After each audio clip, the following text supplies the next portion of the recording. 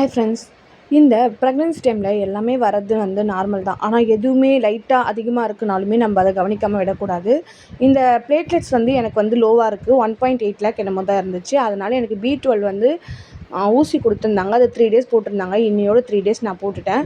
Thyroid வந்து எனக்கு நான் நேற்று வீடியோலேயே சொல்லியிருந்தேன். தைராய்டு பற்றி எனக்கு டெஸ்ட் எடுத்து சொல்ல சொன்னாங்கன்னு. டெஸ்ட் எடுத்தேன்.